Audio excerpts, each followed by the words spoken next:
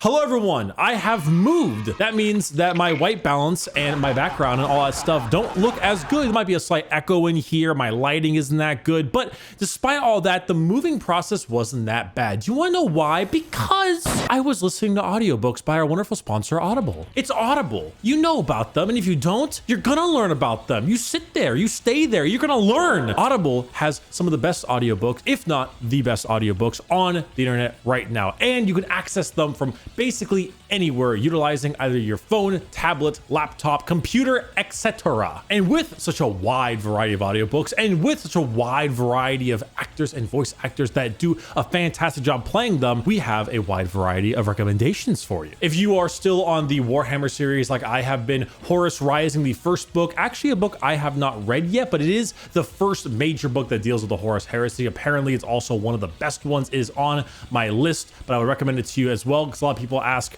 well, where should I get started with the Horus Heresy thing? Bam. A recommendation from my mom this time around. She is a big fan of the book Operation Hail Mary. Apparently it's one of the funnier and yet still very intriguing books that she's listened to in quite a while. And she keeps on telling me about it over and over again. So I would recommend that one too, off of her recommendation, that is. And last but not least, there is an interesting nutritional book called How Not to Die. It's a whole bunch of studies and research about diets and what certain diets in different countries affect different kinds of health things. It's a lot of science-based stuff, and it's very interesting. And go ahead and give the recommendations a look. You can check that out in audible.com/Bricky in the description, or text Bricky to 500-500. And thank you once again, Audible, for sponsoring this video again, which has been a lot lately, which is really great. Keep it up, please.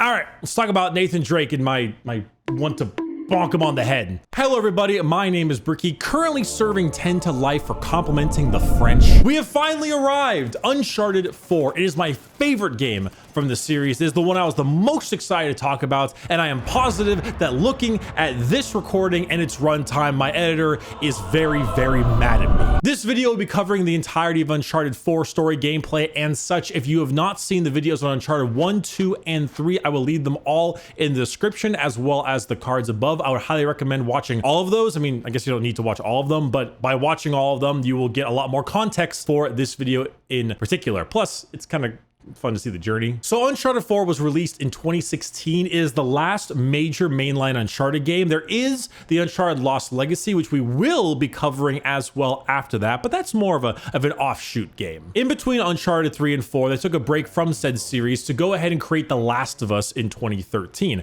And with Uncharted 4 in 2016, I can say that it has a lot of Last of Us in it. While it doesn't have the same horribly oppressive, violent, and dour atmosphere that The Last of Us has, there are a lot of gameplay changes that are a definite direct result from The Last of Us. This, however, is not the bad kind. We'll talk about the examples later, but this is the, oh wow, this actually is surprisingly suitable for this series, and it's just great gameplay design decisions in general that were ported over. Because Uncharted 4, I can confirm, is the best of the series, which is shocking that the fourth game in a series is the best one. Now, that is a subjective statement. Some of you might think 2 is better, and that's fine. If you think 3 is better, I'm a little sus. If you think 1 is better, I want you to leave.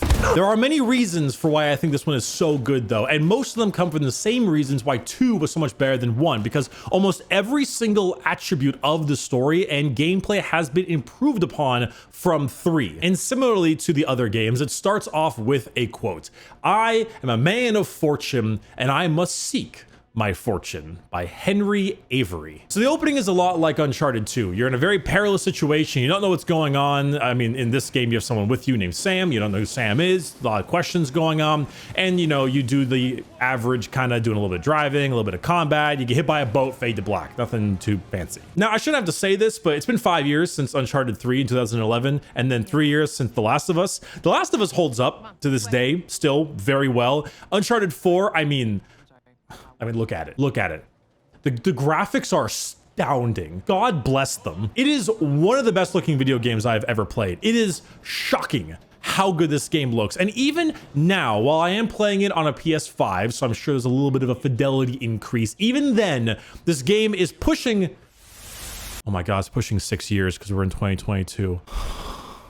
I'm old. It is one of the best looking video games I have played, despite being 6 years old at this point. After our fade to black, we actually have a flashback to an orphanage. This confirms a statement Marlowe made in the third game about him being raised in the St. Francis boys' home, and Nathan's being punished for doing something, I think beating up on a kid who took his book or something like that. It's not really important. So this is the stealth and climbing section. You move around a nun who's very keen on getting rid of Nathan, and kind of a hypocrite. She goes out to smoke outside the window despite being a nun, the usual kind of stuff. And there's a whole bunch of climbing and climbing tutorials in this area. This also begins the trend of things they decided to do in The Last of Us that have been ported over to Uncharted 4 because they were great ideas. And they are great ideas. I can imagine a lot of people might look at that and say it's kind of like copying or whatever, despite the fact that it's the same studio. But normally you kind of give it a pass, kind of like Napwis. But in this situation, these ports, these additions from The Last of Us to Uncharted 4, I think only improve and enhance the game. So I generally just don't care. I mean, backing this up a little bit, take a look at the Uncharted 4 title screen. The fourth game is a much more serious game than 1, 2, and 3. It still has its over-the-top moments. It still has its quippy dialogue, but overall the tone and the story is a lot more serious and a little bit more dour, not Last of Us level, but a bit more. And so if you take a look at the Uncharted title screens,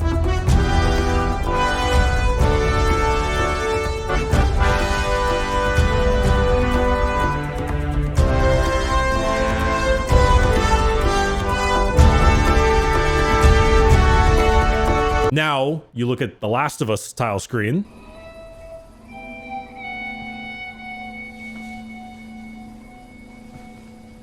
and now you look at Uncharted 4. It's a very clear tonal shift. Returning to the gameplay, in the prior entries, whenever you had a button prompt, it would show up as this big old symbol, normally in the bottom right-hand corner of your screen. This was the most prominent in 3 during the melee combat, especially if you look at the Talbot fight on the bottom right-hand corner. All the prompts just keep flashing up like that as big old symbols. In The Last of Us, the prompts were placed on the thing you were supposed to be doing and or touching. It's a change I think every game ever should implement, and I'm glad more of them are doing it. By putting the prompt on the actual object you're supposed to be interacting with and kind of keeping it to frame along with the camera, so it always, let's say if it's a handle of something, it just moves along with it. It means a little bit less of a guessing game because it's just running past stuff hoping for the giant button on the bottom to flash, and instead makes it feel a lot more immersive because it's there, it's on the object. By pressing the button on the object, it feels like you are actually reaching out for the object. You made the character go do that instead of going through like a sequence, I suppose, if that makes any sense. It makes it feel way more immersive. It makes it feel a lot less like you've got this big HUD UI, instead are interacting with the world. I love it. I love it. It's a small thing, but it's great. So you continue your stealth thing and you're climbing. You meet up with Sam, Nathan's older brother. They're probably wondering, wait, Nathan has an older brother? Was this mentioned before? Have we seen him before? No. No and no. There's a whole lot of detailed stuff involving Uncharted 4's development and what their original plan was supposed to be and what their original characters were supposed to be. And let's just say Sam was not one of them. They made it work shockingly well, and it's either a combination of blind luck, just fantastic competence, or crunching their workers until they want to die. Maybe all three. But for now, just accept that he has an older brother. Two of them climb across the orphanage. You get introduced to some more climbing and traversal mechanics, particularly the grapple hook, as well as the sliding part. The sliding part's a lot of fun, and the grapple hook is just it's best. It's a grapple hook. Come on, it's a grapple hook. It's a grapple hook. Of course it's fucking great. It's laughably over the top at times, but you're playing Uncharted. Who cares? This isn't Escape from Tarkov. And unlike Kid Nate dialogue in the third game, Nathan's dialogue in this one, it feels pretty realistic. Him and Sam genuinely feel like brothers, both in their adult and younger versions. Often siblings can be written really poorly because the people writing them have a very "how do you do, fellow kids? These are how the kids talk nowadays, right?"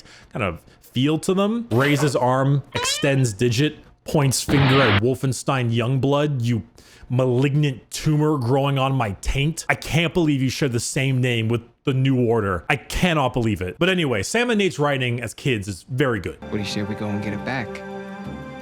You mean steal it? It's not stealing if it was ours to begin with. I'm pretty sure the cops aren't gonna see it that way. Well, then let's not get caught. So you get this transition of young Nate directly into older Nate, where he is still getting his ass kicked in a jail, because of course he is. This is a melee combat section. It's not very good. It kind of goes for a little bit longer than I personally like, but it's whatever. It's kind of visually interesting, and you're inside of a Panamanian jail here as well, which is a fun callback to the first game. You obviously haven't been in a Panamanian jail. But in reality, Nathan is actually in cahoots with the prison warden. He's there in order to go find clues for Henry Avery's treasure, then the Gunsway heist, which the warden actually does a whole lot of exposition for. Not too bad too. Often exposition, because it's very obvious that it's a bunch of exposition for the player, but it's done well because it's voice acted well, which, you know, gives it a pass. So one of the things Uncharted 4 does the best out of any of the games by far is the overarching quest. Sir Francis Drake and the El Dorado in the first game is not great. Marco Polo and Shambhala is a little bit better. And then Drake again, along with Lawrence of Arabia and the whole Ubar thing in the third game is also not too bad. But Captain Henry Avery and the Gunsway heist and soon to be other stuff is by far the most interesting quest of them all. The reason for this is because it's not just about going and finding a big city or something. It's about the motivations of the characters way back when and how they parallel with the characters now. So Captain Henry Avery was the most famed pirate in history, and he pulled off one of the craziest heists from the British back in the day, worth now roughly around $400 million in gold and jewels. And then he completely disappeared. So one of Henry Avery's crew is stuck in that Panamanian jail you're in right there, the older version of it, of course. So you do some climbing, you make your way up to the top cell right there, and you find yourself a little cross of Saint Dismas. And then you hide it from the guy because he wants a cut and you don't want to give him a cut. And then you go meet our other two characters. This is Sam, older Sam, of course, and Rafe. Rafe is a new character. He is a very wealthy young man who has decided that he is just as interested in finding Henry Avery's treasure as the two of them, but he's not quite as good at it. He doesn't have the brains for this kind of history. So he's more of a way to get in the prison by using all of his money. And Nathan doesn't like him a whole lot. Now this rich asshole comes in on the tail end. But the next bit of dialogue is pretty great. Of course, Sam and Nathan grew up in a Catholic orphanage. They know about St. Dismas quite a bit. Rafe does not. So again, a bit more exposition, but good stuff because Rafe is taking the place of the player and you're learning a bit more about St. Dismas and this whole thing. Let's just pretend I skipped all of Sunday school. After this, the prison gangs come back. You have a bit more of a brawl, and then the Vargas guy comes back and finds your cross, pulls you in the office, and is like, what the fuck is this? You said you found nothing. There's a cross. Holy shit. So this is a part I have some issues with. They want to cut it four ways. You know, 400 million, four people, 100 million each. Vargas wants his cut.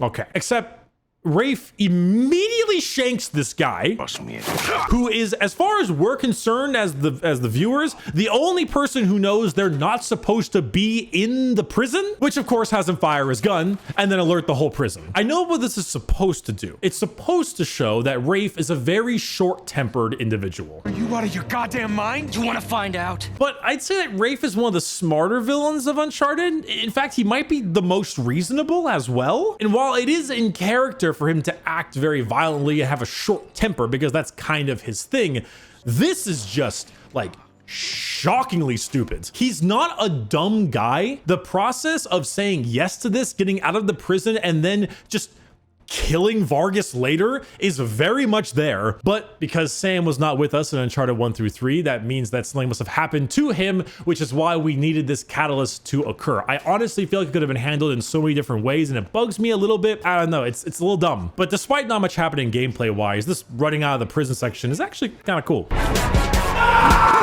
When you get to the final part, the guards start shooting at you, and obviously, since we know that there has been no Sam in the prior games, the dread is starting to seep up, even though you already know what's going to happen, but even so. Pull you up! I got you! Come on!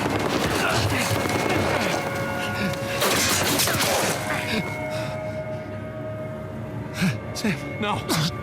No, you hold on! Hold on! Sam! Give me your other arm! Arm me! No!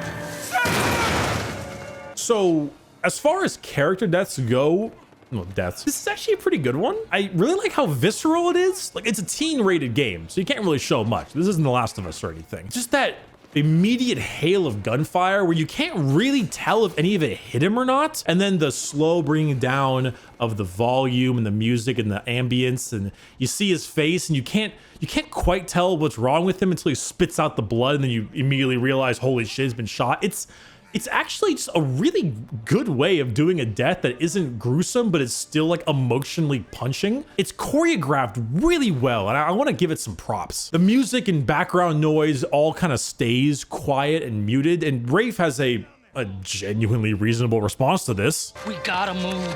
Oh, no, he's still down there. No, he's gone. Come on, the boat's just beyond the wall. No, I can't. Can't leave him behind. Nate, your brother is dead. Either come with me or join him. Just have it your way. Which continues the concept that despite his idiotic action earlier, he is overall still a reasonable guy. He's just right now lacking a lot of empathy. I mean, they're being shot at, so maybe lacking empathy isn't the worst thing in the world, but it's more how he delivers the line. Not to mention the lighting they used. Nate is obviously really distraught right here, but Rafe is telling him to go, and you can see he's kind of like hovering over him. The lighting is casting these really dark shadows on his face, almost like a devil on his shoulder kind of look. He looks very angry with the way his brows furrow. Like, I don't know, they do a really good job with all the cinematography here, all the lighting, all that. Top level. The music remains muted as you run from the prison, you dive into the water, and then you get your initial title sequence, which has actually been quite a while before you got your main Uncharted 4 title. And it's a great opening credits. Like, you go through all the adventures you had in 1 through 3. The music's a little different, but still really good. It's got this like ink blot story journal thing, which makes sense for Nate. It's solid, man. It is so good. So the next part is purposefully very slow. Nathan is out diving somewhere. You don't really know what's going on or what he's doing. It looks like he's trying to get some kind of big cargo container. You don't know, is he on another one of his adventures? What's he doing? There's a lot of questions going in your head, and I will appreciate the fact that you jump and dive into the water before the credits roll, and then after the credits you're in the water, but in a different time in modern day. I don't know, it's a good touch. Though your perspective changes as you get hauled up to the surface with your cargo and you realize that you are actually, in fact, in the big city. Nathan is a salvager or hauler or whatever the fuck EVE Online players call it, and that's his day job. Nate is living a normal life now. He has an office, he has a house out there with a bunch of fun trinkets, he's married to Elena, they're still together, thank God, and life is normal. Even has this little thing in his attic where you can go check out all the little trinkets from the prior games and have a Nerf gun war. It's great. Now, this whole section right here is ripped just straight out of The Last of Us. In the beginning, when you play as Sarah and you're walking around the house and the like, here you're Nathan, you're walking around the house and the like, and you can go check out different things. I can see his wedding photos and various other trinkets and the like around the house. Elena's there. She's working on an article. The two of you have some dinner, and I appreciate whoever did the subtitles here. How was it? What? And once again, the dialogue is fantastic, as it always is. As it's always been, but it's even better now because it just is.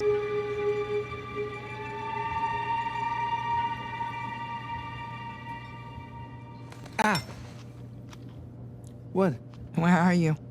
I'm in here being stabbed with a fork. It's an interesting balance the writers have to reach with this kind of dynamic. Nathan is obviously not happy with his normal life, but he's very happy with Elena and he doesn't want to ruin that. So despite him not being fully there, he's still accepting of his situation and he's fine with being here. They get into an argument involving Nathan's boss wanting to take an illegal job and him not taking it, and back and forth. But like adults, they solve it rationally with Crash Bandicoot. I think playing Crash Bandicoot inside an Uncharted game might be sucking your dick a little too much there, Naughty Dog, but it's for a short period of time, so I'll allow it. Again, dialogue is amazing.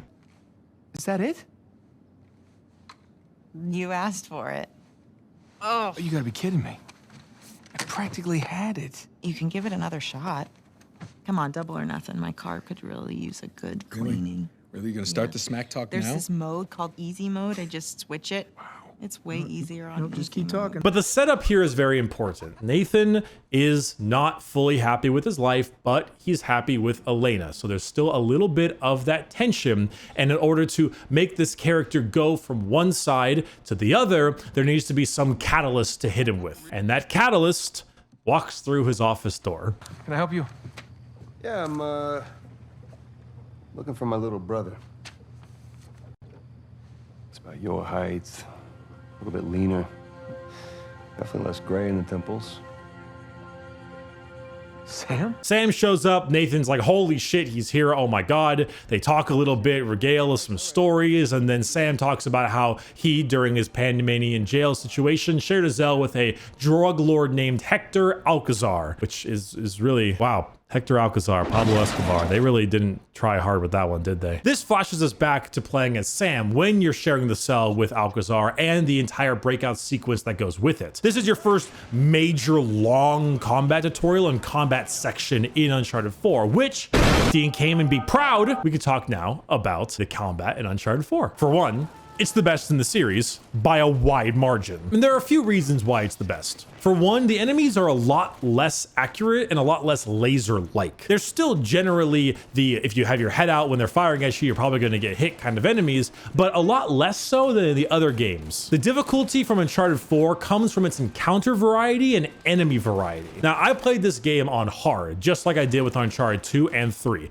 And compared to those two, the fourth game was about on par with 3 for the amount of times I died. I think I died less in 4 overall, and that could just be the fact that I'm getting better at the games. It could be the fact that Uncharted 4 is just a bit less janky and more smooth, or it's the easier one. I don't know. I definitely didn't die as many times as I did in Uncharted 2. But the fourth game takes quality over quantity with its combat approaches, which is interesting because this game has the least amount of combat out of all of the games, or at least percentage-wise. Uncharted 4 is the longest Uncharted game, definitely, but I think the percentage of time you spend shooting a gun is the least compared to the first 3, especially the first one. However, the individual encounters with enemies tend to be longer and more dense. So unlike in the original trilogy, you would go into a room, kill 4 or 5 guys, go in the next room, kill 4 or 5 guys, and repeat ad nauseum. Now, you only have maybe 1 to 2 rooms, or in fact, maybe more so, giant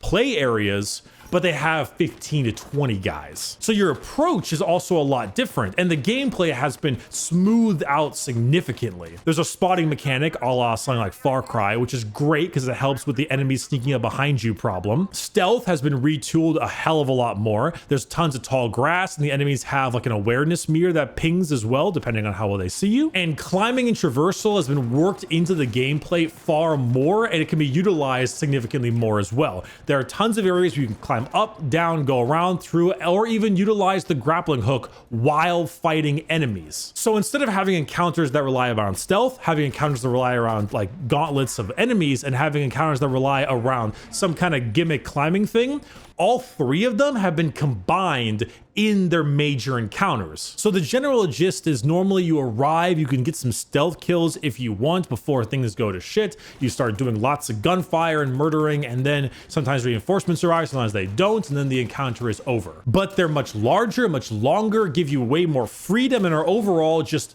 better, despite the fact that there are fewer of them. The only real exception to this one is this prison breakout scene here, where you're really just going from room to room to room, but it's mainly so you can learn the mechanics and the like, and that's acceptable. I'll take that. It's also visually impressive. It just looks really good. Following this, Hector Alcazar expects Sam to find the entire treasure in 3 months, gives him a wad of cash, and says, "Get going, buddy. If you don't come back here with $400 million, I'll have your rear ends cut off and mounted over me fireplace.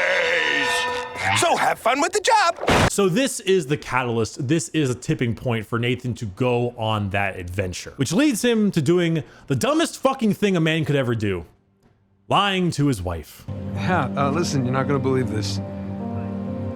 Jameson just walked in here with the permits. Yeah. I know, but it's like I'm gonna take that Malaysia job after all. All right. Old reliable. So this boiled my blood for many reasons. One, Elena doesn't know that Sam exists. This is already something that I have a problem with because they've been married for years. You tell people about this. You just do. You talk about these things with your partner, which, you know, they weren't planning on giving Sam a brother originally, so it makes sense why for that, but it doesn't work for the plot. Two, Elena is just as competent as Nathan, if not more so sometimes, at all of this shit. She has been through hell and back with him the entire time. Not only would she understand the situation they're currently in, but fuck it, she might volunteer. And 3, we all know she's gonna find out. She's too smart, and we are really not excited for when that happens. She's very smart. Smarter than Nathan is right now. I need to rest before I finish this. I have returned. Normally I do these all in one go, but this is a long video and I was very tired. I built this tank from 40K. It's called the Kratos tank. It's actually a pretty good kit. The weapons on the front here are like easily removable. Put new options. The side spawns are also nice and rotatable. Also move those stuff. It's actually pretty.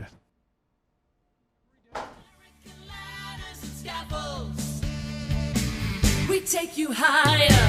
So you and Sam venture over to Italy to steal apparently a second St. Dismas cross that has been found many, many years after the first St. Dismas cross eventually yielded nothing. Now, when it comes to banter, Nathan and Sam have the best in the series. Easily. Their dialogue is the exact kind of dialogue you would expect from brother on brother ribbing a little bit. Oh, you think you can rope it? Do I think I can rope it? Watch this. I'm watching. I missed. See, it's all in the wrist. Here, let me see it. See? Yeah, it's not bad. For a second attempt. Which is only elevated by the VAs because Nathan Drake is played by Nolan North and Sam Drake is played by Troy Baker, arguably 2 of the most, if not the most famous voice actors in video games. And they are in an Uncharted game known for its great dialogue and voice acting, and they are the main characters. Not to mention just some of the subtle detail in their animations. Sam doesn't really trust Sully from 15 years ago, back when he knew him, and it's just the little animations, like the way he grits his teeth and he kind of like has his little hand tapping with holy binoculars, and the way he springs into action when he starts speaking with like the hands out like that. It's all just those like minute things. It really sells the character. It's a solid plan. Uh-huh. All right, fine. Good, say it. What if he stole the cross for himself? Not in a million years. Victor Sullivan. Same Victor we're talking about, right? Yes, he's double-crossed people in the past, but not us. No, not you. I know you two have never seen eye to eye. Huge understanding. But I trust him, all right? He's family. And, no. I just need you to trust him, too. Fine. The next section is mainly just platforming and story beats. Sully looks, goddamn, he looks. He looks. Gotta say, Victor, the years have been kind to you. Thanks. I chuck it up. Pardon me?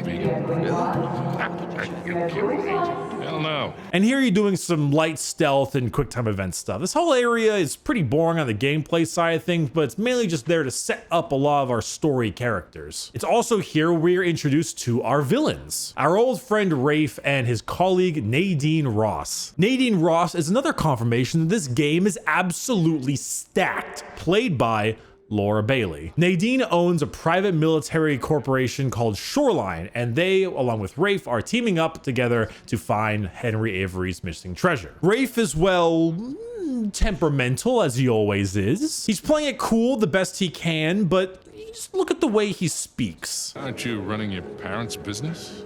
My business now. But yes, that is my day job. Oh, that is one hell of a day job. You could probably afford to buy up everything on the block tonight. Well, sure. But what would be the point in that? And these days, I'm only looking for the good stuff, big scores. Any advice on what I should pick up tonight? If you ever have the pleasure of attending a Twitch partner party, let me tell you that assholes who speak exactly like that are a dime a dozen. The constant look of superiority, the fake loathing smiles, the immediate change in tone when his ego is threatened. Oh, it is everywhere. It's nice to have a villain that has to play nice. It gives the writers a way to write said character in a way that they wouldn't normally have to and see how they have to react in a situation where they have to play nice. It's interesting and something that hasn't been done before in the prior 3 games. But don't worry, it doesn't last long. Nadine, I think your partner here has had too many Bloody Marys. Cut the bullshit, old man. Anyway, you use some climbing, Sam flattens the chicken parmesan, you cut the power, Sam steals the cross, and then you run into Nadine in a back room. And this is one of those combat sections where no matter what you do, you're gonna lose. Your inputs basically mean nothing, and as Nathan Drake, the guy who has trounced guys 1.5 feet taller than him and 5 times his number, can't even land a goddamn hit on her. He gets his ass thoroughly rimmed, reamed, and penetrated by Nadine Ross, and it is kind of awful for a couple of reasons. If you'll remember in Uncharted 2, I was talking really poorly about the difference between in-engine cutscenes and pre-rendered cutscenes and how Nathan and crew are a lot more normal as people in pre-rendered cutscenes, but their crazy shit happens during gameplay or gameplay cutscenes. Well, Nathan being the shit out of like 10 men at one time happens normally in gameplay in the prior game, so it's kind of okay because it's gameplay stuff. If he was ever gonna have a hard time, it would be in pre-rendered cutscenes. The problem is that the fight against Nadine is technically gameplay, despite it feels like you're just jamming square in a cutscene and doing nothing. The second problem is that a lot of games have this kind of thing where you're supposed to lose in the beginning. They have it in Metal Gear Rising, they have it in Sekiro, they have it in Elden Ring, but normally you still have the chance to win. Like normally, if you're able to be just that good, you might be able to win even if the story still sends you down that path. Like for instance, in Sekiro, you can beat Genichiro, but then a big little shuriken flies out of the air, hits you, and then you lose your arm anyway, which you still kind of did it, which is fun. I get the point. The point is to show that Nadine Ross is a total badass with a bunch of military training and is going to be a real genuine physical threat against Nathan. That's normally what they do when it comes to villains in a lot of media. Actually, you've got the one that is a physical threat and the one that is like the head honcho. Rafe is not a very big physical threat, so Nadine operates as that kind of character, but it just doesn't quite work. I think it's the fact that I can't do anything. I will always lose every single time, and it's kind of embarrassing. And not only that, but it's boring because all I'm doing is mashing square and losing. Anyway, you fly through the window, you do some more climbing, and then you go through another window, and then you're there in a gunfight with Sam. Oh, Christ, Nathan! You go through a whole bunch of these museum guards, you get into a car with Sully, and then you're out. So inside the St. Dismas Cross, they find a piece of parchment paper that will send them over to Avery's grave, you know, over in Scotland. Apparently, Rafe actually bought that place, like legally, with money, and has been blowing it up or scouring the area for a long time. And by a long time, I mean 15 fucking years, and hasn't found this yet, which is kind of stupid, and I don't really believe that. 15 years he's owned this place. 15 years he's been scouring it, and he hasn't found it? No. Their rationalization for this is that he's looking at the cathedral, when in reality he should be looking at the graveyard. Like, that's stupid. No, he bought the whole thing. Rafe is not as good as the rest of these guys are at this kind of thing, but he's not a moron. 15 years. I know the reason is that we have to go fight Shoreline, that's the point, but holy hell. Sully, however, because he's based as hell, brings up a great point. How is Elena cool with all this? Jesus, kid. Look, it's just not that simple. With all that you two have been through together, She wouldn't understand this. you are not giving her enough credit. I can't take that chance. Stupid Nathan. Sully might not be married, but coaches don't play. So you go to Scotland, which I won't lie, kind of rubbed me the wrong way. Like, Rafe is an asshole, obviously, but he owns this place. You're trespassing on his land, technically. And obviously the story implication is that, well, you're doing this anyway because you have to, because Hector Alcazar wants his money and you gotta save Sam. So that part kind of absolves the characters of guilt a little bit, but even so, like, it's still a little, And of course, Shoreline attacks you on sight because, well, you're trespassing. Going through this section, you can tell that Naughty Dog put a lot more effort into the villains, as in the henchmen, the goons this time around than they normally do. When you're stealthing around the area, you can eavesdrop on them and listen to their conversations. And often they're talking about things like starting coups or overthrowing governments, or sometimes kind of diabolical asshole things, maybe to lighten the blow that you're trespassing here, but just background audio to learn a little bit more about Shoreline. Also, Shoreline appears to be South African, which... Hey. shoot, which is kind of neat. They use a lot of the slang from South Africa as well. And I don't know, it's a cool dialect to me. You do a few puzzles. One of them involves the crucifixion of Jesus and lining up the lights. Of course, like normal, the dialogue is amazing. Open sesame. Wrong treasure. Shush.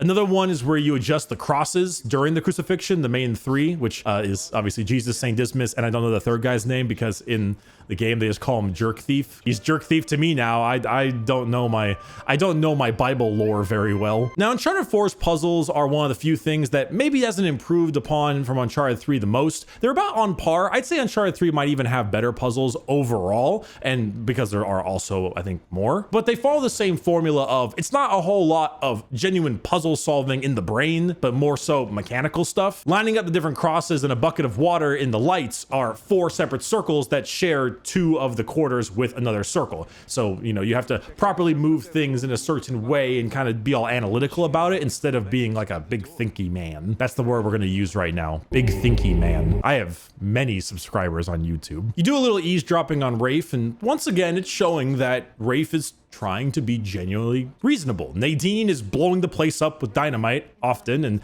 Rafe is pretty upset about that because, well, I can't analyze rubble. Throughout all of these puzzles, they're actually more so tests. All the tests in the prior games were a little bit out of place because it's just kind of bizarre to have these weird tests to go enter this hidden city instead of just erasing all existence of it. Like, these are actual tests. Knowledge about who Saint Dismas was and his importance was part of it. The next one you have going on here is greed. There's a giant golden cross there on one scale and these worthless little coins on the other. Take one single worthless coin and then you pass the test. Nadine's men bust in and Nate and Sam use said test to trick them into destroying the whole entire place. And right after this, it's all combat in Scotland. And it's one of those great long quality combat scenes as opposed to quantity I mentioned before. The whole place is just crumbling down. You are jumping between different kinds of platforming segments and climbing segments while shooting at enemies,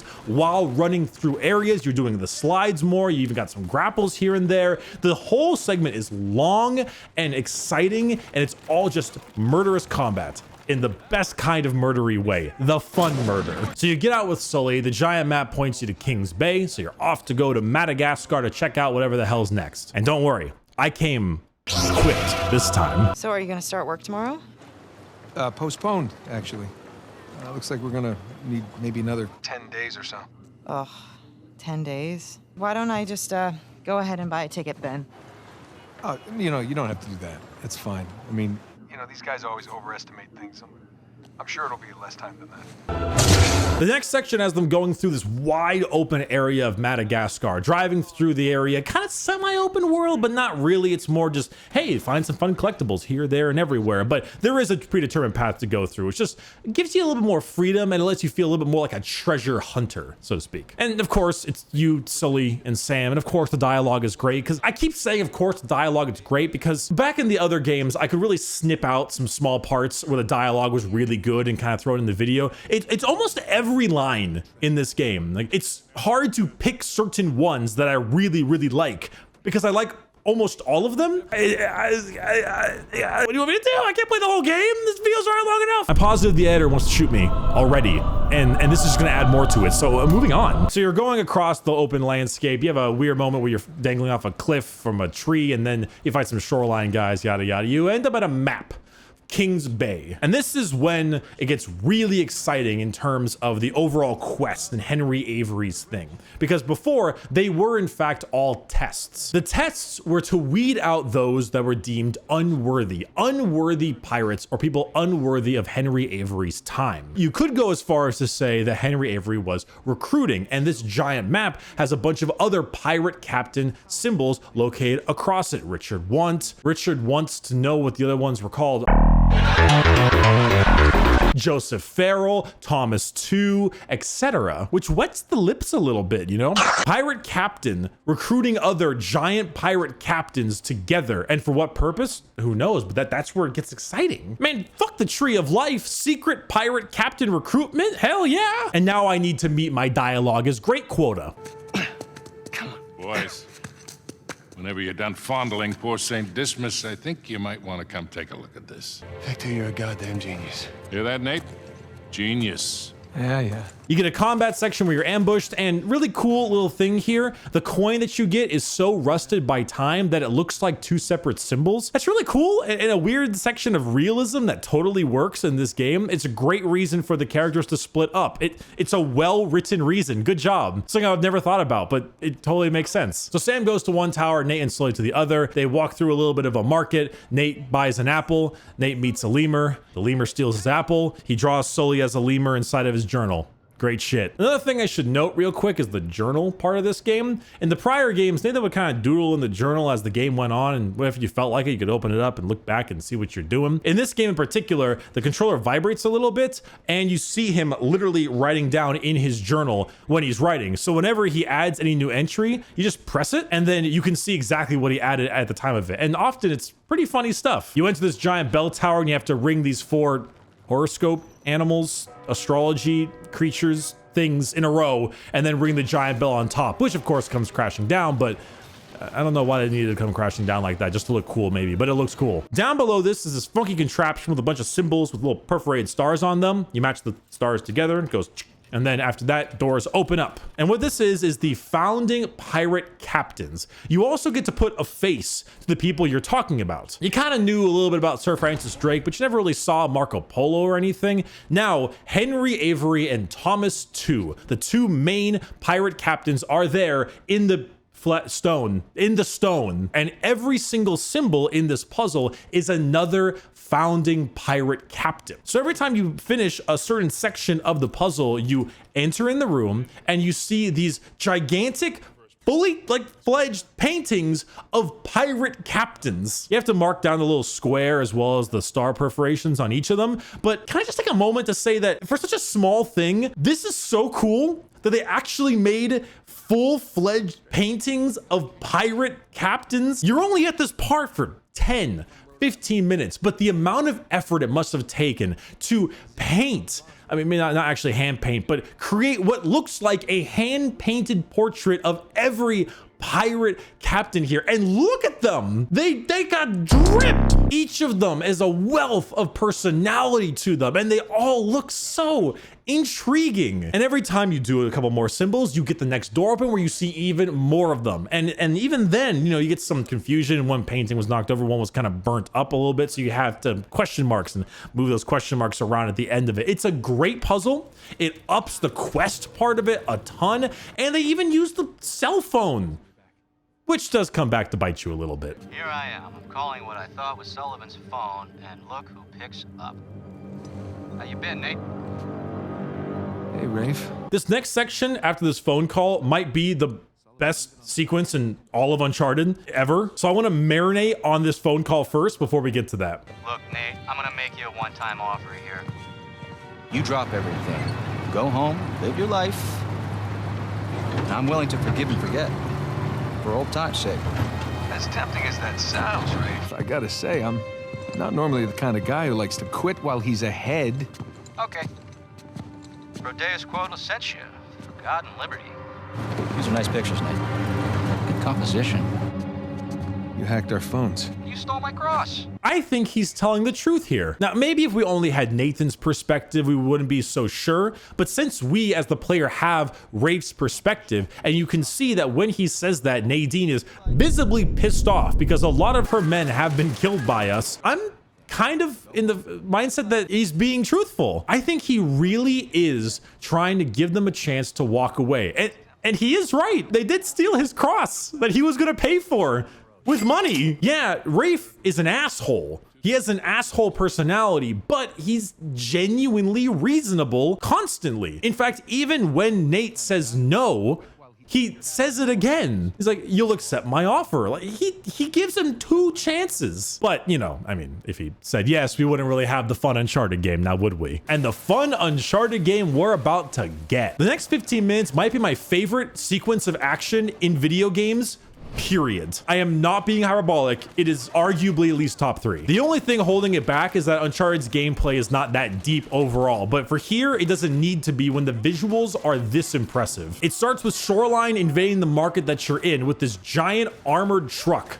Remember this truck. It's a dick. This truck is designed to be an asshole, and it is. And so when you're going through all the troops and you try to run to the left, it'll cut you off. You try to go to the right, it'll back up. It is constantly getting in your way during the combat encounters, and it's constantly keeping you in cover. As you finally make your way past the truck, you get in a car with Sully and drive away, and it is hounding you. It is on your ass as you move through every part of the city in this phenomenal chase sequence. After you've gone through a great driving sequence with this truck on your ass, there is a grapple sequence where you are floating over the water, flying into stuff, getting dragged through mud, and then you get the convoy gameplay fight, where you're jumping between truck to motorcycle and vice versa, shooting the enemies from each little part of it, dealing with them as they jump onto you, and back and forth through this entire layout. It is like the train sequence, except more layers and not quite as long, and the enemies don't have the laser bullshit aim that they did in Uncharted 2, but it is really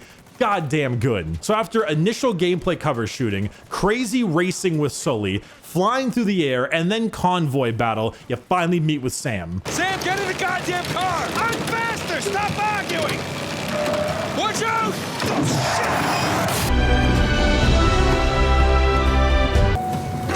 Holy shit. And then the goddamn truck is back. Which this part is kind of a fun callback to the younger versions of the two of them because Sam had the motorcycle way back when. So once again, it is Sam and Nate running away from trouble on a motorcycle. And Sam being the more experienced person with motorcycling, he is moving and oh, does he know how to move? This entire gameplay section is literally just aiming a gun and holding right trigger. You have unlimited ammo. It's all you're doing the entire time. But it's the fact that after this insanely high octane chase scene, you finally get to lay into the fucking truck that's been on your ass the entire time. And Nathan is very happy about it. I hate this truck! I don't even care that this entire scene is just holding down right trigger as you're running away from the truck. It is incredible to me, and I'm just gonna let it play out.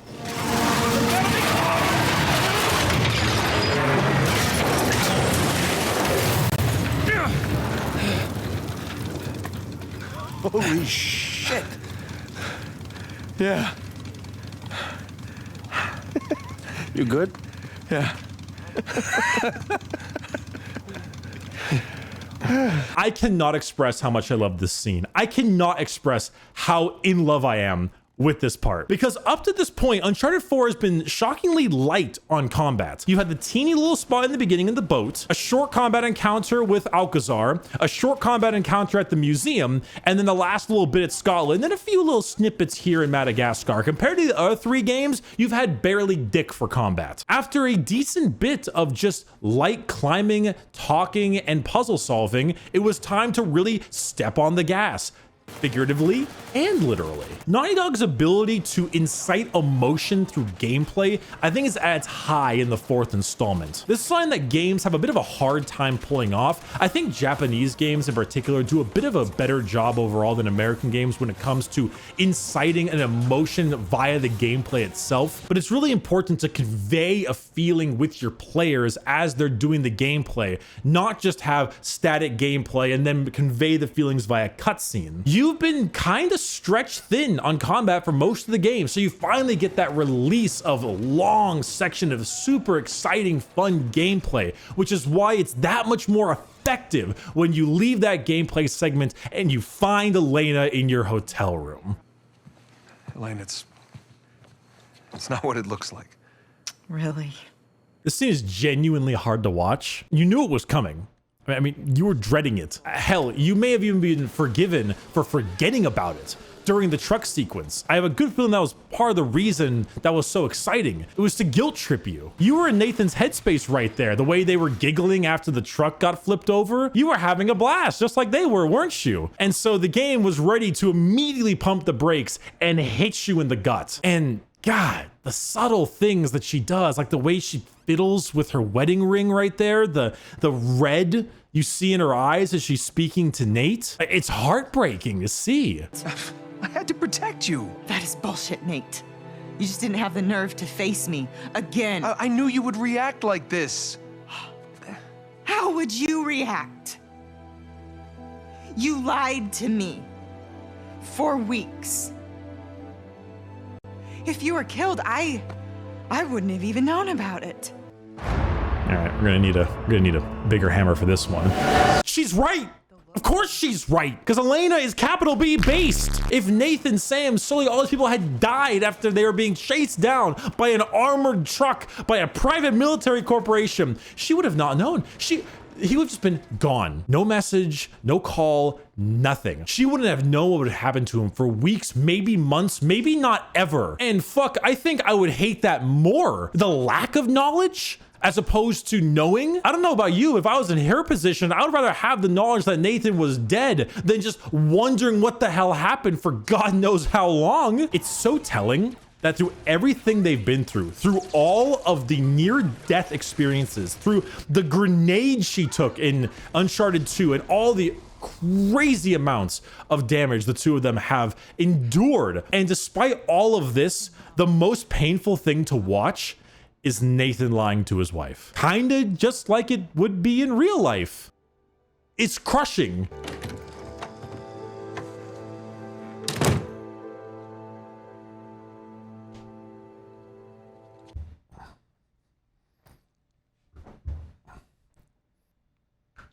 I couldn't finish the whole video last time I was here, so I came back after dinner because I was having a wonderful meal with your mother.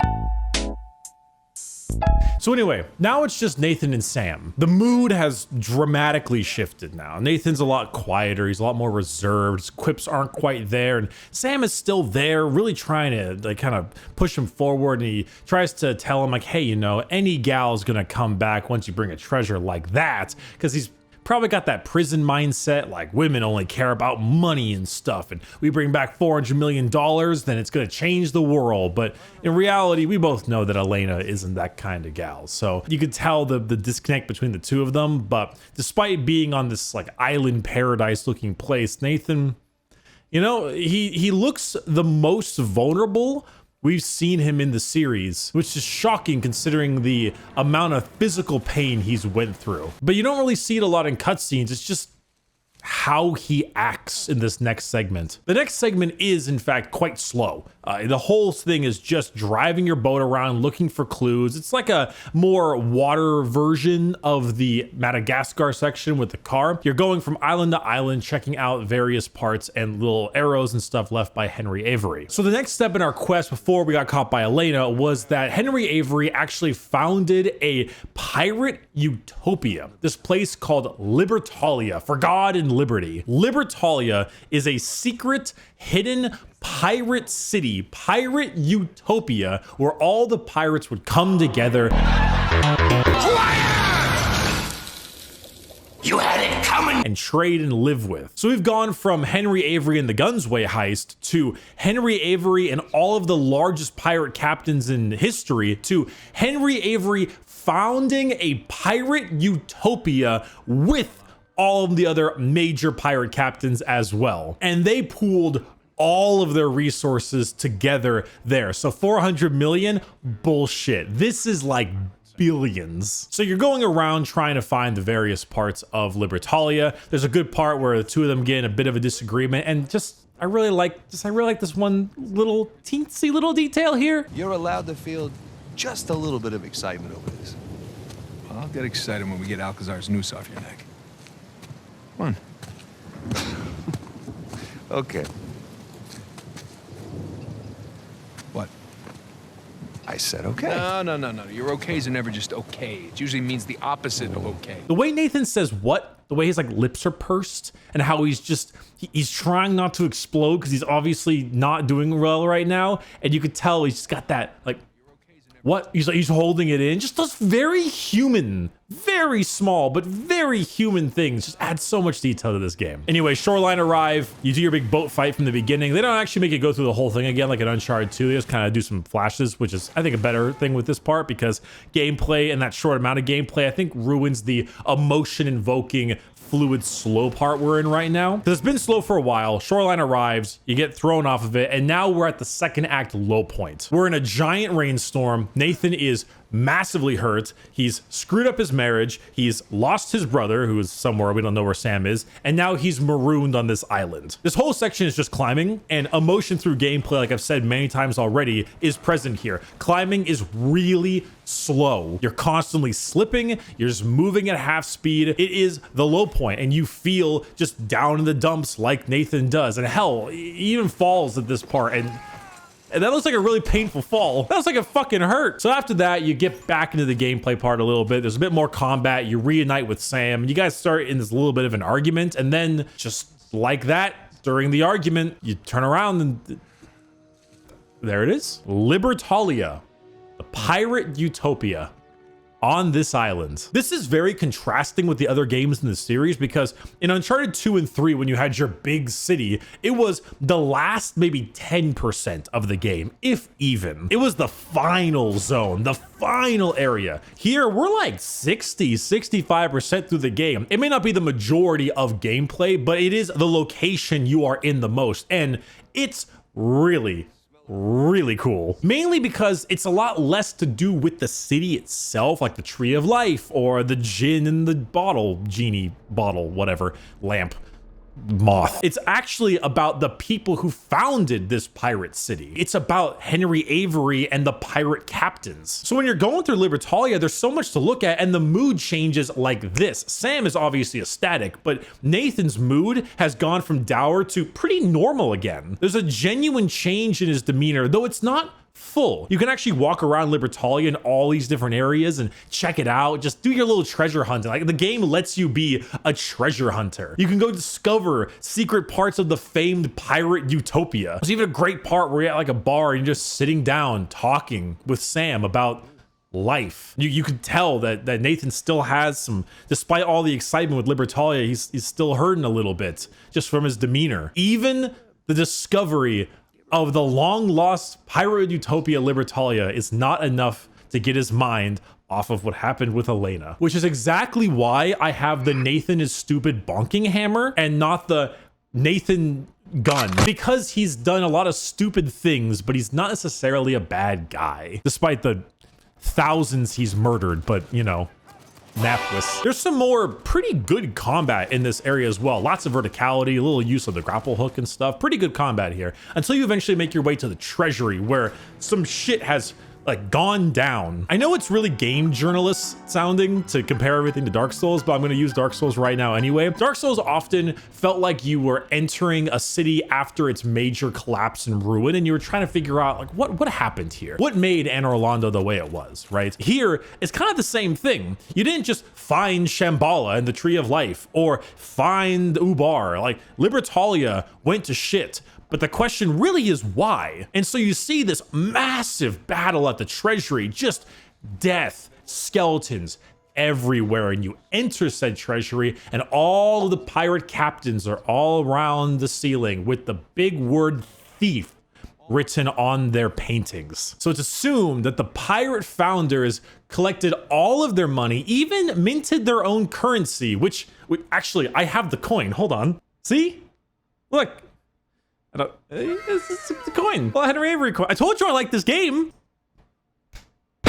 Tails, you die.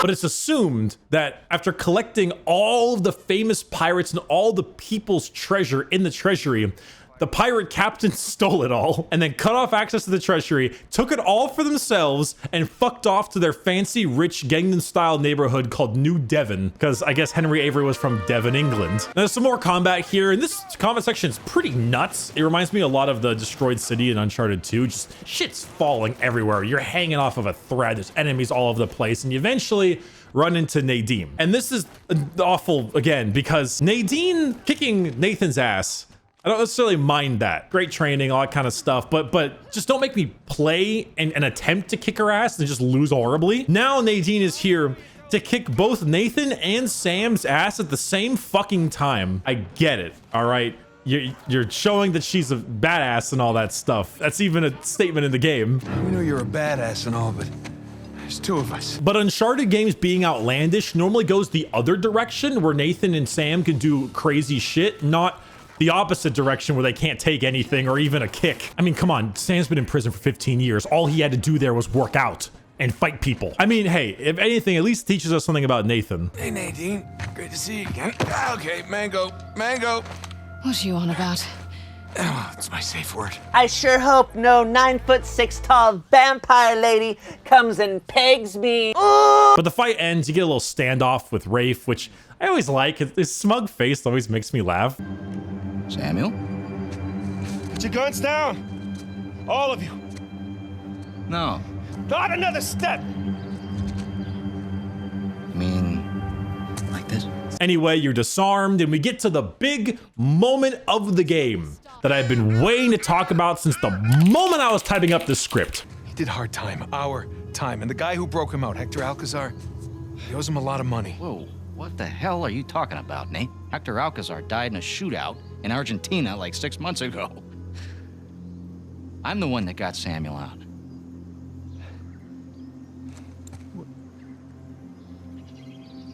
Oh. Wow. What did he tell you? Sam, what kind of story did you cook up? Alcazar? Really? You lied? You lied to your baby brother? So the big twist here is the Hector Alcazar segment is complete bullshit. After the 13 years or so in prison, Rafe just found out Sam was still there, bribed the warden, got him out, and the two of them were looking for the second St. Dismas cross that you stole at the auction the last 2 years. Sam just decided to bail on Rafe and go with Nathan and try to hunt it down together, the two of them. So this twist isn't the worst one in the world because it has been set up a little bit, but it's just really not well realized. For one, there's a lot of unanswered questions here. Why did it take 15, or in this case 13, I suppose, years to find out Sam was still alive, especially with the astounding resources Rafe had at his disposal? Hell, Sully has a shocking amount of contacts. He knows basically everybody. He even mentions that he had a deal with Alcazar in the past when you're in Madagascar. Come to think of it, I actually dealt with Alcazar a few decades ago, even before I met you two. Also, Rafe has been shown over and over again to be generally somewhat reasonable, short-tempered, kind of an asshole, but mostly reasonable. I don't think he would have held Sam like a fucking prisoner and not even let him talk to Nathan. Now, Rafe doesn't really like Nathan. We'll find that more out later on in the game, but I mean, to that extent where he couldn't even speak to his younger brother, a little bit of a stretch. This also makes Sam look like a complete fucking asshole, which, I mean, yeah, that makes sense for his character. Nathan is currently now mentally the older brother. He has already done all this adventuring. He's not obsessed with Henry Avery's treasure like Sam is, because that's the only thing Sam has had the chance to think about in the last now 13 years in jail. I can't necessarily imagine what a decade and change would do to a person when that's the only thing they can think about. The man's basically been trapped in time. But even with that, there are a few moments where you can tell that he doesn't quite feel good about what he's doing. With all that you two have been through together, She wouldn't understand this. you are not giving her enough credit. I can't take that chance. Nathan, he's right. Things have changed. Rafe's involved now, and I can take this on my own, really. Great. Well, thank you for your input, both of you. Listen, little brother.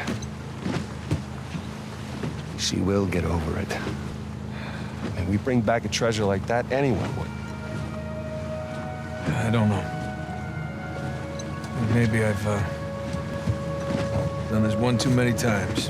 But for him, so long as he accomplishes what he's spent over a decade trying to get, it's worth it to him. See, it's not like the twist wasn't set up. It was alluded to here, there, and everywhere, and certain conversations are stopped short before they can wander into twist territory coincidentally. It just needs a few more explanations in a different time frame. 2 years with Rafe is too long. Hector Alcazar is too big of a name. Nathan already knew the guy's damn nickname, the Butcher of Panama. If he had died in a shootout, it would have, 1, been a national news story. 2, Sully would have probably heard about it, considering that he already had dealings with the guy and all of his contacts. And 3, Elena, the esteemed journalist, would definitely have fucking heard about it, which is exactly why they coincidentally and slyly referred to the guy he owes a lot of money to when Elena caught them, not Hector Alcazar, just the guy who broke him out. And they do this a lot. Conversations end abruptly or just maneuver enough around the twist to make it so that it does technically work, but it's a real stretch. Remember the amount of times they would call to attention things in Uncharted 3?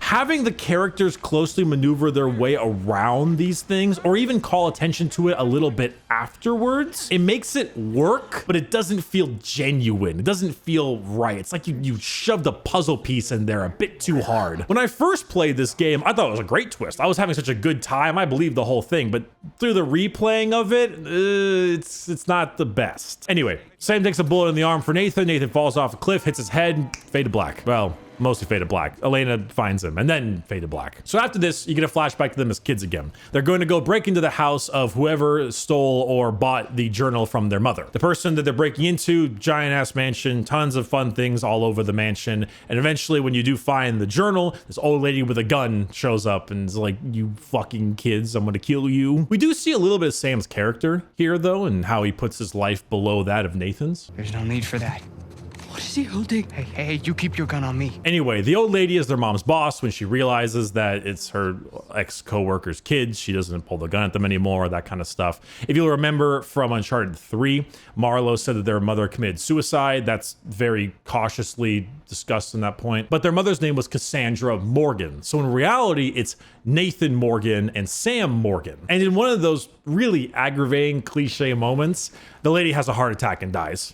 Because of course she does. And then you have to run away from some of the most incompetent cops I have ever seen. You make your way off on the motorcycle and then you decide that, hey, Sir Francis Drake was the last thing that their mother was researching. The whole Francis Drake didn't have heirs kind of thing. So since you're now on the run from the cops, so to speak, you are now Sam Drake and Nathan Drake. And then you get your fade back to adult Nathan again and Elena's patching up his head. The next section, with the exception of the truck part earlier, is probably the best emotion through gameplay stuff I can think of. As for gameplay, it's rather light. It's mainly climbing, light puzzle solving, and driving. Occasional bits of combat. During this section though, Nathan and Elena are slowly repairing their relationship. And it's written astoundingly well. Thanks for saving me. Again. I almost didn't this time. Right. Come on. I got us a ride. Just the pain that you see on Nathan's face when he says right, it's so palpable. He knew he was making a mistake, but he was trying to justify it to himself for saving his long lost brother's life. And when he finds out the truth of that, like, his reaction is visceral. Nate. Oh, Sam. Jesus, no. Listen, Avery's treasure was ours. It was always ours. I left my life for you. So the gameplay here isn't just to have something to do, it's so that Elena and Nate can patch up their relationship through time. It's probably one of the best, if not the best written relationship I can think of in video games. Because it's so damn impossible to write good apologies. Look at YouTubers, for God's sake. And you need to write an apology like this, where Nathan lies to Elena, his wife, and colleague, whatever, for 4 games, and then make it believable and simultaneously heartbreaking. And it really is. Like right here. Well, I couldn't leave when you were clearly in over your head. And there's that whole marriage vow thing. For better or worse. Yeah. For better or worse.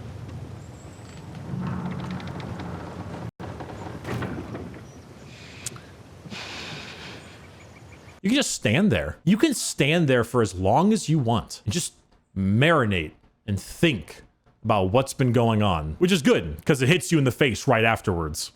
Even if you think that you're protecting me, you don't have a right to shut me out. No matter what it is, you're supposed to come to me so that we can work through it together. as a team. I know that. Really, I do. It's just...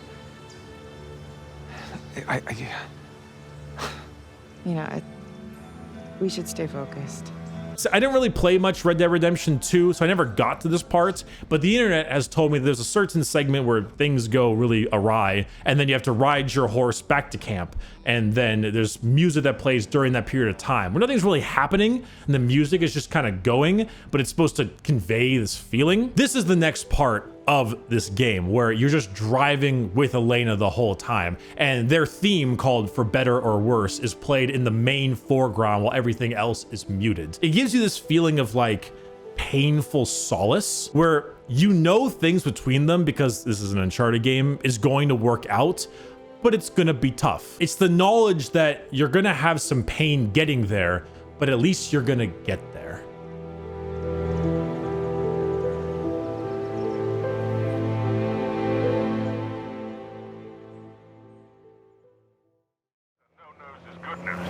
We'll try. Over and out.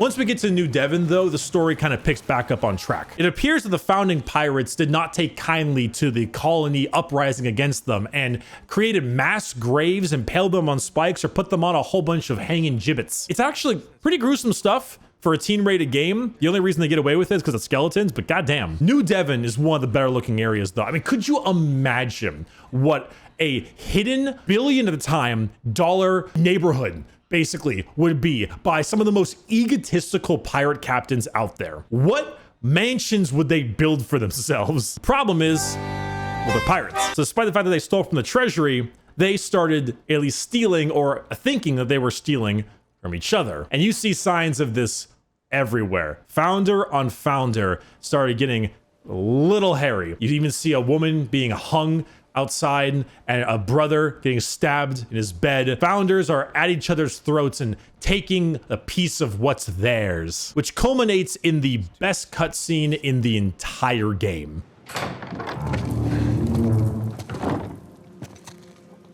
Good Lord. Looks like we found the party. Looks like we're a little late. Henry Avery and Thomas 2 invite all the other founders to put aside their differences, abandon their animosities, and get back together. So naturally, they poison all of their drinks. Pirates. And every single pirate captain besides Henry Avery and Thomas 2 die, leaving the full fortune of Libertalia to just them. And none of that matters at all. I mean, it's really, really cool, don't get me wrong, but none of that matters in this scene in particular. For God and liberty. Arg, ahoy, mateys, all that. And they all take a swig. Except these two. And just like that, all the treasure of Libertalia becomes the sole possession of two men.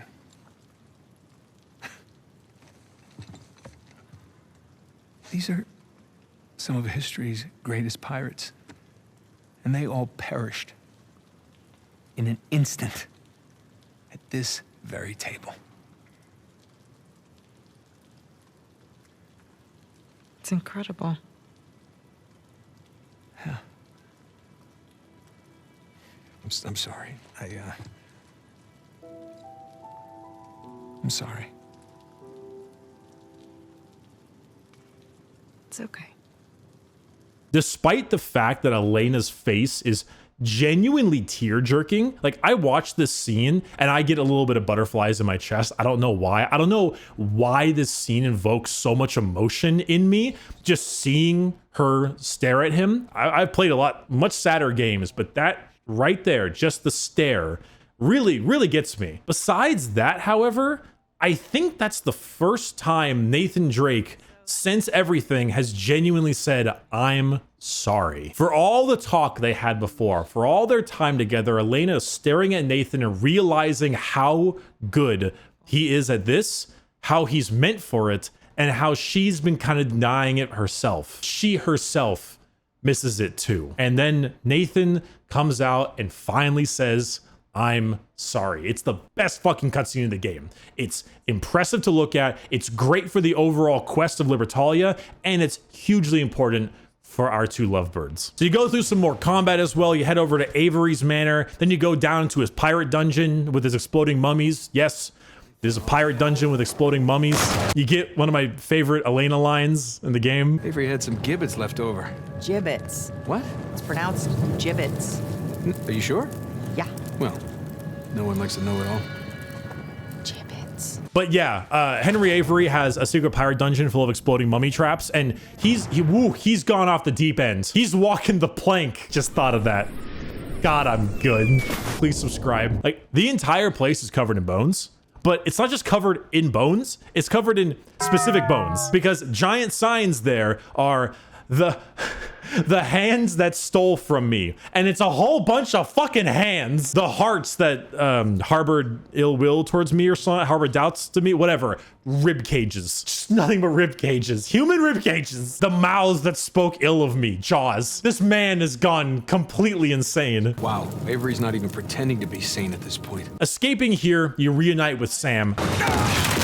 And you have your final major combat scene in the game. It's actually the final combat scene of the game involving shooting a gun. So I haven't spoken a whole lot about the combat in Uncharted 4 besides in the beginning of this video, because I just be repeating the same thing I've been saying over again, where it's better in so many different kinds of ways. But this final combat section is really exciting, and it adds a lot, just like the same one did earlier with the truck. It's a giant pirate ship graveyard with tons of pirate ships just marooned here on this island. And you fight enemy and enemy through these pirate ships, utilizing some climbing, some grapple, lots of recover shooting. The enemy variety is at peak right here. There's tons of them, even the chain gun guys, and even at the end you get the gigantic fuck off truck. It's long, it's exciting, it looks good, and it's the best send-off combat wise. So you reunite with Sam. Naturally, he wants to run back and get the treasure. The three of them, Sully, Elena, and Nate, are like, no. No offense to these guys, but they don't get it. Actually, Sam, they do. Yeah, they really do. Some light climbing later, Sam gets separated. He leaves, because of course he does. Nathan goes after him with the permission of Elena and Sully. You do some climbing. The entire time, Nathan swearing death on Sam for making him go back for him. Well, you didn't fall to your death, so that's good. Still get a chance to kill you. And our final section is underneath this terrifying mountain formation, this big old cove with two ships. Henry Avery's, Thomas Tew's, the final two pirate ships of our expedition, assumingly filled with the treasure. Now here, Rafe shows us that he decided to take the gender equality course from Activision Blizzard, but he absolved himself of all sin using money. The ships are naturally booby-trapped. You swim your way in, and here we are. Final conclusion, the final confrontation. Side note of appreciation, as someone with similar hair to Rafe, seeing it all screwed up, like down in strands like that, as someone who has experienced that, great job. Tiny detail, great job. So Sam is unconscious. Nathan is a changed man, genuinely doesn't care about the treasure, which he is currently surrounded by. He just wants to leave with his brother. And Rafe is absolutely fucking pissed and doesn't want him to. Nadine, however, is none too happy. You tried to cut me out, and it's high time you learn. What are you doing? Now you give me your gun. And this is where Rafe finally snaps. And I don't know if I blame him. For most of the game, you don't know Rafe's motivation. The only thing you get is a little statement from Elena after you're driving around with her in Libertalia. So here's my question. Why does Rafe Badler want Avery's treasure? It's not like he needs the money. He wants the glory. Doesn't want to be known as a guy who only got rich because of his inheritance. Walking away isn't an option for him. So our whole backstory for our villain is he wants to do something that he is proud of. He wants to do something really important for himself to have people respect him, which it's not the worst goal. Contrast this to Gabe Newell and Navarro getting the El Dorado in Uncharted 1 and then eventually trying to sell it as a bioweapon. Lazarevich trying to become super powerful and then maybe take over the world. And Marlowe having some Illuminati British secret society and controlling people through fear. Rafe just wants to do something special for himself. He's been proven to be constantly temperamental and on a short fuse, but he's been reasonable often. He gave Nate a chance to walk away. He spent a whole shitload of money to get Sam out of prison. He even went to prison and experienced the difficulties in prison with the two of them 15 years ago. In the confrontation in Libertalia, I almost feel like he may not have killed them if Nadine wasn't there. Rafe, What? one way or another, end it, or I will. I mean, that might be a little bit of a stretch right there, but he was furious that Sam just dipped on him after paying the money to get him out of prison to go see it with Nate. Hell, even Shoreline treats him like shit when you eavesdrop on them. Cemetery's ready for rich boy's visit. Like rich boy was right. He's always referred to as rich boy, daddy's money, rich kid, or some kind of statement like that. Hell, even in Nathan's journal, he has a jab at him. The guy genuinely wants to do something incredible and earn something for himself. And hell, if he wasn't such a temperamental asshole, I'd probably feel bad for him. Hell, I relate. America has this, and I'm going somewhere totally on a side note here, I'm sorry, has this obsession with the underdog kind of thing, where the only time any form of success is attributed as interesting or solid is when you come from a terrible position originally. A UFC fighter, a musician, rapper, YouTuber, whatever the hell. It only seems like an interesting story of success if they come from poverty or near it. Abuse, mental health issues, etc., etc. See, I struggled with this a little bit myself. I grew up with loving parents in a nice Southern California suburban household. We had financial hardships here and there, absolutely. But every day I had food on my plate and a bed to sleep in Southern California nonetheless. When this whole YouTube thing took off, I felt like I almost didn't deserve it. I had this thought that I couldn't be proud of what I've done because I didn't come from a tough enough environment, because I came from a nice, privileged suburban household. I felt so conditioned that because I had a good childhood that I can't be proud of my own success. And I really struggled with that for a while. It took a long time for me to appreciate my own accomplishments, despite the fact that they were not as hard as someone else's. And at the end of the day, that's kind of what Rafe is trying to do, to make a name for himself, to not be tied to his family's money. Combine that with Nate and Sam stealing the cross that he was going to buy, that he found with Sam, that he bought and bribed out of prison, and then trespassing on his own property that he bought legally, and then killing a shitload of Shoreline's men and having Nadine leave him for death. You know what? I think I'd snap too. I'm not going to be able to enjoy one of these coins, knowing that you and your worthless brother are still sucking air.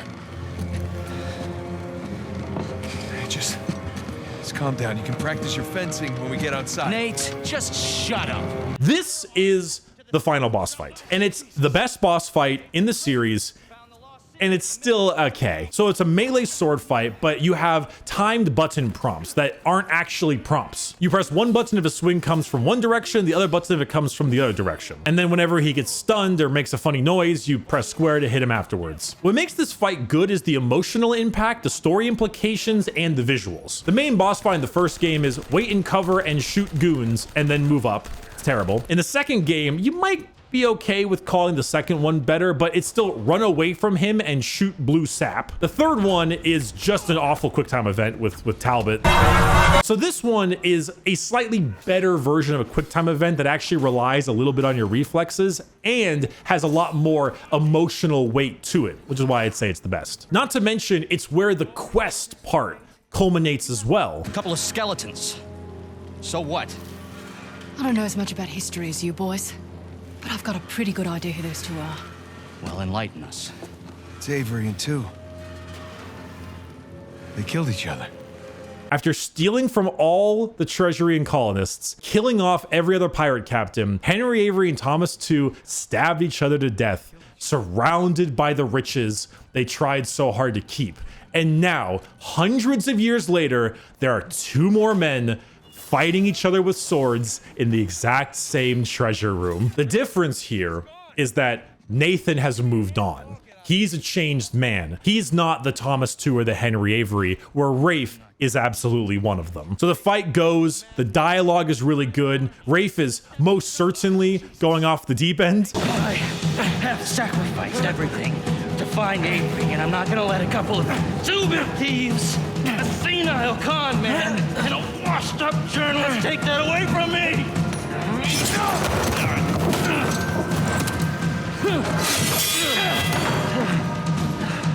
You care about that parade of losers so much. I'm going to make sure they join you. On guard, dickhead. That's the spirit. You do your sword fight, back, forth, back, forth, back, forth. It's actually really hard on crushing difficulty. I think you die in one hit. On hard mode, it's basically 2 hits. Rafe has some really nutty flurries at the end. That's like 5 or 6 prompts right after another. It's pretty nuts. The only thing that I would do to really make this fight better is make it so that there's a few more prompts and to have it set up a little bit more. I would love a sort of like sword glint prompt that happens in Ghost of Tsushima where you have to press, let's say, RB to parry it. So it's dodge left, dodge right, and parry. And those Nadine fights earlier in the game, they should have been this mechanic. Have the fight with Nadine be dodge left, dodge right, and parry, but make it just really fucking hard so that you can beat Nadine and you still have a chance. It'll make it more interactive. It'll set up this final bit here at the end, and it'll make those 2 fights with Nadine a lot less worse. Hell, I would actually make it so that if it's set up in both the fight with you and Nadine, you, Sam, and Nadine, and then Rafe, make the Rafe fight on every single difficulty a one-shot kill. I think that would make it really hard, but that much more fun because it really amps the stakes up and it gives you that like satisfaction because you're not just punching anymore. Fucker's got a sword. Anyway, you get the upper hand, but then you don't. Sam tosses you the sword, and I'm just gonna let it play out. Give up! That's it! Don't hand it to me. I had everything handed to me on a goddamn silver platter.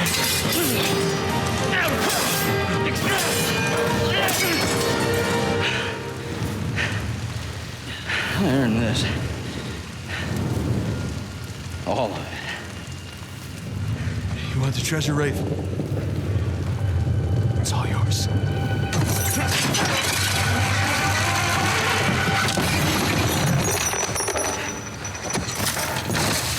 Holy shit. Rafe Adler is literally crushed by the weight of his obsession. Not bad, right? You get a slight fake out that Sam's gonna die right there. I kind of thought he would. The game might have been better if he does, but he doesn't. Nathan shoots a cannon, the water rises, you get the beam off of him, the 2 of you swim away to safety. And the rest of the game is just cutscenes.